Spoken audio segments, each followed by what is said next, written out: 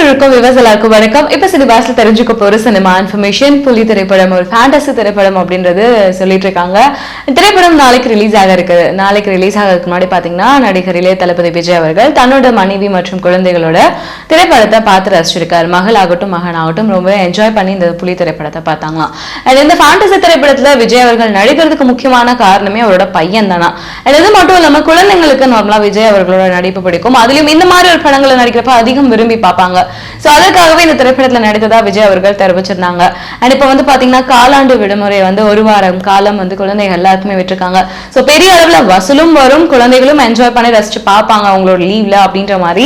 நாளைக்கு படம் ரிலீஸ் ஆக இருக்கு. கிட்டத்தட்ட ஒரு வாரம் 5ஆம் தேதி 6ஆம் தேதி வரைக்கும் ஸ்கூல் லீவ் தான். சோ அந்த டேஸ் வரைக்கும் பாத்தீங்கன்னா எப்பயுமே தியேட்டர்ஸ் ஃபுல்லா தான் இருக்கும் அப்படின்ற மாதிரி எதிர்பார்த்துட்டு இருக்காங்க. வெயிட் பண்ணி பார்ப்போம் புலி திரைப்படம் ரிலீஸ் ஆன பிறகு எந்த அளவுக்கு பெரிய வரவேற்பு கிடைக்குது அப்படின்ட்டு.